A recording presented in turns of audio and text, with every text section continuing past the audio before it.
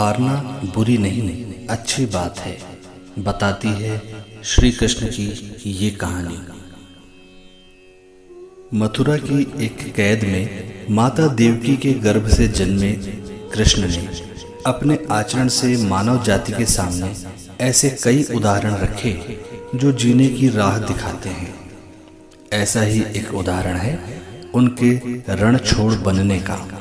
जी हाँ, एक बार श्री कृष्ण भी युद्ध को बीच में ही छोड़कर मैदान से भाग गए थे।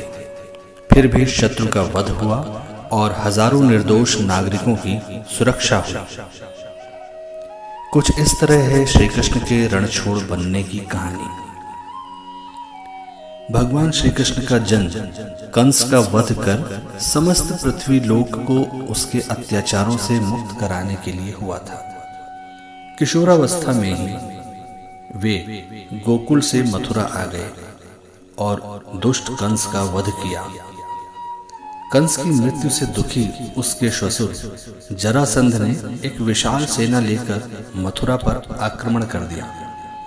इस आक्रमण में उसके साथ शिशुपाल और काल यवन जैसे शक्तिशाली राजा भी शामिल थे। जल्दी ही सेना मथुरा जा पहुंची और मथुरा की राजसभा में कृष्ण तथा बलराम को सेना को सौंपने का संदेश भेजा गया।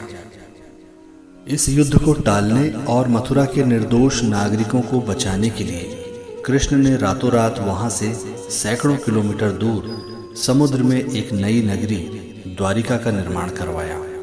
अपनी माया से उन्होंने समस्त नागरिकों, उनके पशुओं और संपत्ति को नींद में ही नई नगरी में पहुंचा दिया। अगले दिन सूर्योदय के समय कृष्ण तथा बलराम जरासंध की सेना के सामने जा पहुंचे और उसे लड़ने के लिए चुनौती दी। जैसे ही जरासंध और दूसरे राजाओं ने कृष्ण को मारने के लिए शस्त्र उठाए, दोनों भाई भागने लगे। उन भाइयों के पीछे जरासंध और काल यवन जैसे राजा भी भागने लगे। कुछ ही देर में दोनों भाई बहुत आगे निकल गए और उनके पीछे केवल मात्र काल यवन रह गया। उसे देवताओं ने वरदान दिया था कि उसकी हत्या किसी भी अस्त्र या शस्त्र से नहीं होगी। ऐसे में वो निर्भीक था और लगातार कृष्ण का पीछा करते करते एक गुफा में जा पहुंचा।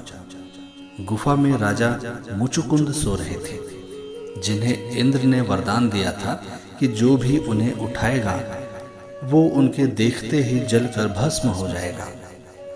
वहां पहुंचकर कृष्ण ने सोए हुए मुचुकुंद पर अपना पीतांबर डाल दिया और स्वयं पीछे छिप गए। काल यवन भी वहां जा पहुंचा और सोए हुए राजा मुचुकुंद पर पीतांबर देख उन्हें ही कृष्ण समझ बैठा।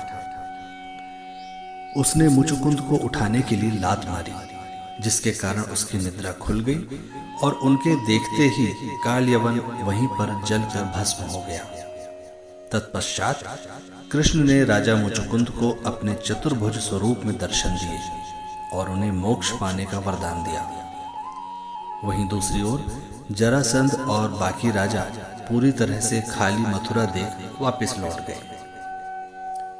श्री कृष्ण चाहते तो स्वयं भी काल यवन और अन्य अधर्मी राजाओं का वध कर सकते थे, परंतु देवताओं के दिए वरदान का मान रखने के लिए ही उन्होंने काल यवन को राजा मुचुकुंद के हाथों मरवाया। इसी तरह बाद में जरासंध का वध पांडुपुत्र भीम के हाथों करवाकर भूधरा का भार कम किया। इस तरह श्री कृष्ण ने युद्ध से भागकर देवताओं के वरदान का मान रखा और इस तरह कृष्ण ने दुनिया के सामने एक उदाहरण रखा। इस कहानी के बाद कृष्ण के नाम के साथ हमेशा के लिए रणछोड़ जोड़ दिया। कृष्ण की इस कहानी से सीख मिलती है कि अनावश्यक ताकत का प्रदर्शन नहीं कर बुद्धि बल से काम लेना चाहिए। इस तरह हम अपनी शक्ति को खर्च करने से रोक सकते हैं और बड़े से बड़े संकट का भी सामना कर सकते हैं।